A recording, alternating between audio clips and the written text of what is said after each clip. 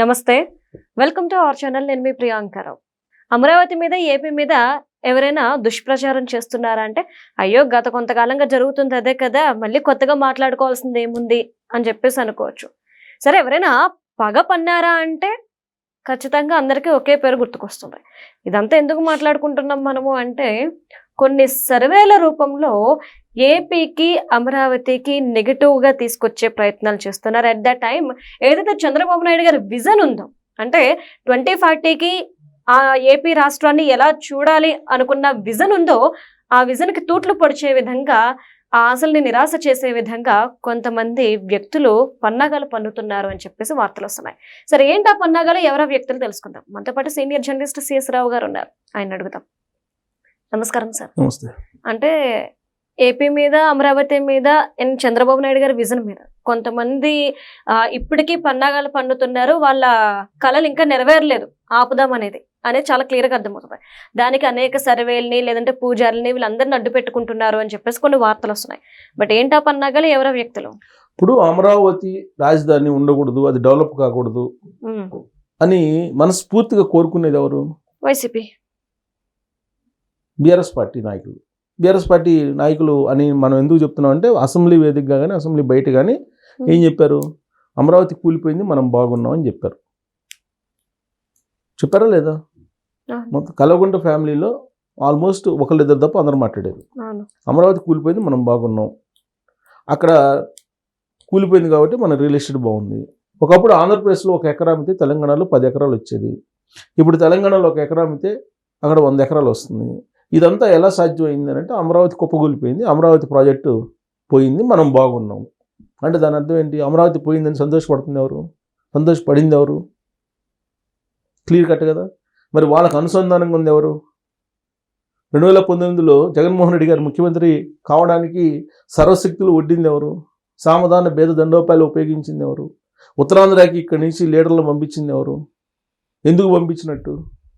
ఇవన్నీ గుర్తు చేసుకుంటే అమరావతి అలాగే ఆంధ్రప్రదేశ్ మీద ఏ స్థాయి కుట్ర జరిగిందో క్లియర్గా అర్థమవుతుంది. సరే, ఈ ప్రస్తావన ఇప్పుడు ఎందుకు తీసుకొస్తున్నాం అని అంటే, ఇవాళకి కూడా అదే జరుగుతుంది.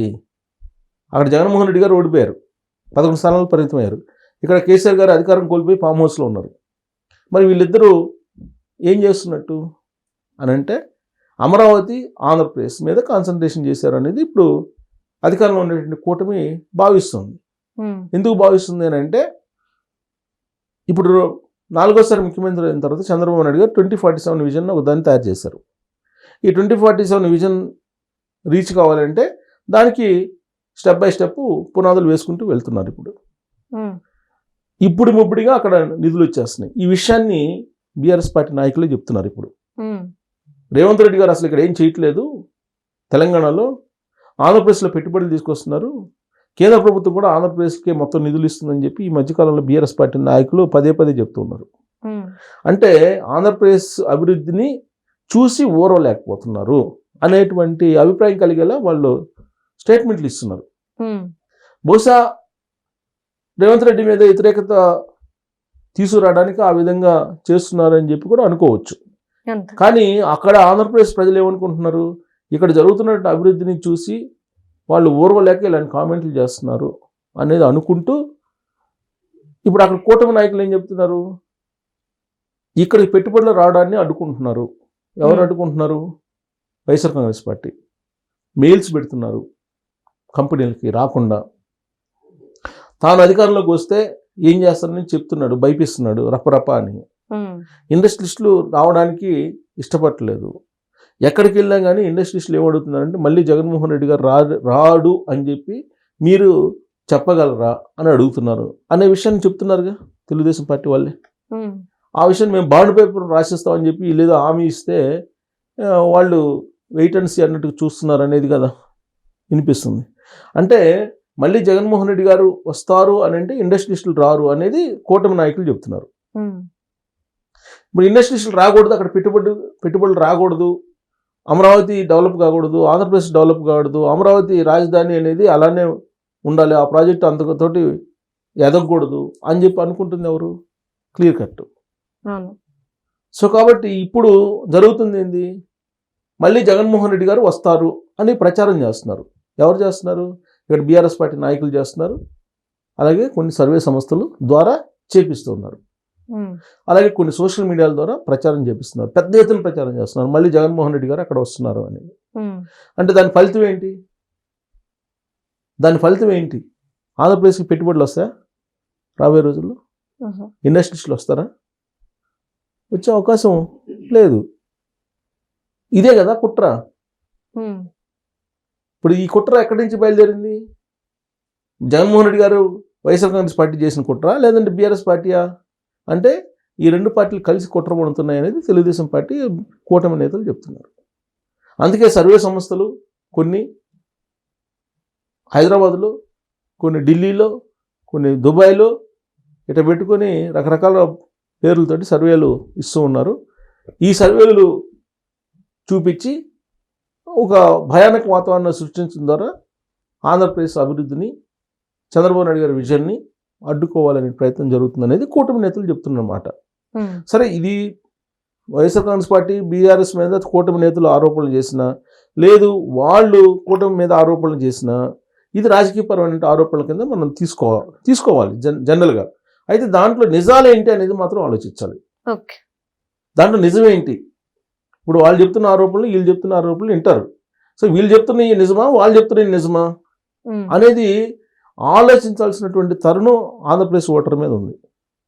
ఎందుకంటే 2029 అనేది ఆంధ్రప్రదేశ్ రాష్ట్రానికి చివరి ఎన్నిక. ఆ రోజు వచ్చేటువంటి ఫలితాన్ని బట్టి ఆ రాష్ట్రం యొక్క భవిష్యత్తు ఆధారపడి ఉంటుంది అనేది చాలామంది మేధావులు కానీ, లేదంటే రాజకీయంగా కొంత బాగా పరిణితి చెందినటువంటి వాళ్ళు కానీ చెప్తున్నటువంటి మాట. ఇన్ కేసు 2029లో రాకపోతే కూటమి ప్రభుత్వం ఏం జరుగుతుంది అనేది ఒక్కసారి మీరు ఊహించుకొని మీరు ఆలోచించి ఓటేయండి అని చెప్పి చెబుతున్నారు. ఎందుకు చెప్తున్నారంటే 2019లో కనుక మళ్ళీ కూటమి కనుక వచ్చినట్టయితే, లేదా తెలుగుదేశం పార్టీ అధికారంలోకి వచ్చినట్టయితే వేరే లెవెల్లో ఉండేది ఆంధ్రప్రదేశ్ యొక్క భవిష్యత్తు, లేదంటే ప్రగతి. 10 ఏళ్ళు వెనక్కిపోయింది అని చెప్పి చెబుతున్నారు కదా. 2019 నుంచి 2024 మధ్యలో రాష్ట్రాన్ని 10 ఏళ్ళు వెనక్కి తీసుకెళ్లారని చెప్పి చెబుతున్నారు కదా. ఎవరు? నేను కాదు చెబుతుంది, తెలుగుదేశం పార్టీ కాదు, కేంద్ర హోంశాఖ మంత్రి అమిత్ షా గారు చెప్తున్నారు, ప్రధానమంత్రి నరేంద్ర మోడీ గారు ఎన్నికల క్యాంపెయిన్లో చెప్పినటువంటి మాట. మరి ఆ స్థాయి వాళ్ళు చెప్తున్నారని అంటే అక్కడ ఏం జరిగింది అనేది గుర్తుంచుకోవాలి అక్కడ ఉన్నటువంటి ఓటరు. సో కాబట్టి మళ్ళీ 2029లో 2019 లాగా గేమ్ ఆడితే సంతోషపడేది ఎవరు? ఆంధ్రప్రదేశ్ ఓటర్ కనుక 2019 మాదిరిగా కనుక తీర్పిస్తే సంతోషపడేది ఎవరు? ఇటు బీఆర్ఎస్ పార్టీ, జగన్మోహన్ రెడ్డి గారు. నష్టపోయేది ఎవరు? ఏపీ రాష్ట్ర ప్రజలు. రాష్ట్రం అనేది ఇప్పుడు చెప్తూ ఈ సర్వేలను మీరు నమ్మొద్దు, ఇట్లాంటి సర్వేలను తీసుకొచ్చి ఇప్పటి నుంచే స్టార్ట్ చేశారు. ఈ సర్వేలు ఇలాంటి మైండ్ గేమ్ ఆడుతుంది ఎవరు అని అంటే ఇటు బీఆర్ఎస్ పార్టీ, ఇటు వైఎస్ఆర్ కాంగ్రెస్ పార్టీ కలిసి ఆడుతున్న నాటకం. దాంట్లో మీరు పడద్దు అని చెప్పేసి ఇండస్ట్రీస్టులకి నచ్చజెప్పే ప్రయత్నం చేస్తున్నారు కూటమి నేతలు. ఇప్పుడిప్పుడే ఇండస్ట్రీస్ వస్తున్నాయి, ఆంధ్రప్రదేశ్ ప్రభుత్వానికి కేంద్ర ప్రభుత్వం నిధులు ఇస్తుంది. ఇప్పుడు ఆల్రెడీ తూర్పు దేశం మొత్తం, తూర్పు తీరాన్ని మొత్తానికి కలిపే కారిడార్కు సంబంధించి కూడా ఇప్పుడు లేటెస్ట్గా మళ్ళీ ఒక కొత్త ప్రాజెక్టు కారిడార్ అనౌన్స్ అయింది ఆంధ్రప్రదేశ్కి. సో కాబట్టి ఇన్ని ప్రాజెక్టులు వస్తున్నాయి. ఇప్పుడు 50 కిలోమీటర్లకు ఒక ఓడరేవు, international airport, Bhogapuram international airport మొన్న వచ్చింది, మళ్ళీ గన్నవరం ఇంటర్నేషనల్ ఎయిర్పోర్ట్ ఉంది, అమరావతిలో ఇంకొక ఇంటర్నేషనల్ ఎయిర్పోర్ట్ పెట్టడానికి ప్రయత్నం చేస్తున్నారు. అలాగే గ్రీన్ఫీల్డ్ ఎయిర్పోర్ట్లు వస్తున్నాయి మరొక 3. ఇంత డెవలప్మెంట్ జరుగుతోంది, ఇంత డెవలప్మెంట్ దిశగా ఆంధ్రప్రదేశ్ వెళ్తున్నప్పుడు ఇలానే కనుక కంటిన్యూ అయితే హైదరాబాద్ పరిస్థితి ఏంటి, తెలంగాణ పరిస్థితి ఏంటి అనేటువంటి ఒక ప్రశ్న వస్తుంది. ఆ ప్రశ్న రావడానికి కారణం ఎవరు? బీఆర్ఎస్ పార్టీ నాయకులే. అంటే అమరావతి కూలిపోతే లేదా ఆంధ్రప్రదేశ్ కూలిపోతే మనం బాగుంటాం అనే కాన్సెప్ట్ని తీసుకొచ్చింది ఎవరు? బీఆర్ఎస్ పార్టీ వాళ్ళు. మరి ఇప్పుడు అక్కడ అభివృద్ధి జరుగుతుంది, అక్కడ కేంద్ర ప్రభుత్వం నిధులు ఇస్తుంది, అక్కడ అభివృద్ధి సర్వేగంగా జరుగుతుంది అని అంటే దాని అర్థం ఏంటి? తెలంగాణ, హైదరాబాద్ నష్టపోతుంది అనేది కదా వాళ్ళ యాంగిల్లో. అంటే నష్టపోతుంది అనడం కన్నా వాళ్ళ ఆస్తులు రేట్లు తగ్గిపోతాయి. రేట్లు తగ్గిపోతున్నాయి. అదే ఆస్తుల రేట్లు తగ్గిపోతున్నాయి. అదే అదే. నష్టపోతాం అంటే అదే కదా దాని అర్థం. ఇప్పుడు అదే. జగన్మోహన్ రెడ్డి గారు ఆంధ్రప్రదేశ్ బాగుండాలనుకుంటారా, లేదంటే హైదరాబాద్ బాగుండాలనుకుంటారా, అమరావతి బాగుండాలనుకుంటారా? ఆస్తులు ఎక్కడున్నాయి? హైదరాబాద్ ఎవరికి అంటే ఓన్లీ జగన్మోహన్ రెడ్డి గారు అని కాదు, ఎవరికైనా చాలా మంది ఆస్తులు హైదరాబాద్ లో ఉన్నటువంటి వాళ్ళు అమరావతి బాగుండాలని కోరుకోరు కదా. పోనీ కోరుకోకపోయినా పర్లేదు, చెడిపోవాలని కోరుకోకుండా ఉంటే మంచిది. కానీ కేసీఆర్ గారు అది చెడిపోవాలని కోరుకుంటున్నారే. ఆయనతోటి జత కట్టింది ఎవరు? వైఎస్ఆర్ కాంగ్రెస్ పార్టీ. ఇప్పుడు సర్వేలు చూపించి, ఈ సర్వేలను బూచిగా చూపించి, ఇప్పుడు ఈ సర్వేలను చూపించడం ద్వారా ఇండస్ట్రియలిస్టులు రాకుండా ఆగిపోతారని చెప్పి కూటమి నేతలు ఆందోళన చెందుతున్నారు. ఆ సర్వే సొంతగా వైఎస్ఆర్ కాంగ్రెస్ పార్టీ వాళ్ళు పెయిడ్ సర్వే అని చెప్పి తెలుసు.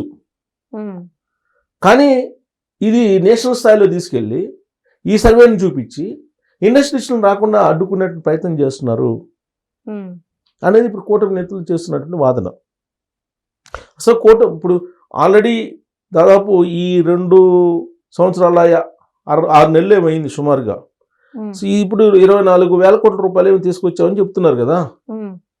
24 లక్షల కోట్లు, 24 లక్షల కోట్లు ఏదో తీసుకొచ్చామని చెప్తున్నారు అది కూటమి ప్రభుత్వం. అలాగే ఉద్యోగాలను మేము 7-8 లక్షల ఉద్యోగాలు సృష్టించామని చెబుతున్నారు కూటమి నేతలు.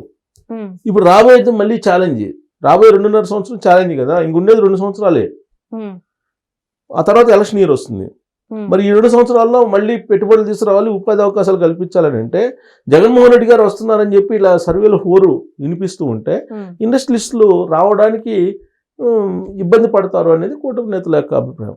సో దానికి ప్రతిగా మరి కూటమి నేతలు ఏం చేస్తారు? కూటమి ప్రభుత్వం మీద మళ్ళీ మేము వస్తామని చెప్పి నమ్మకం కలిగించకపోతే ఖచ్చితంగా దాని ఎఫెక్ట్ ఉంటుంది. అదే కుట్ర, దాని కుట్ర అదే. ఆ కుట్ర ఎక్కడి నుంచి వచ్చింది అంటే ఫామ్ హౌస్ నుంచి, బెంగళూరు నుంచి వచ్చింది అని చెప్పి ఇప్పుడు కూటమి నేతలు చెబుతున్నారు. Right. Thank you so much sir.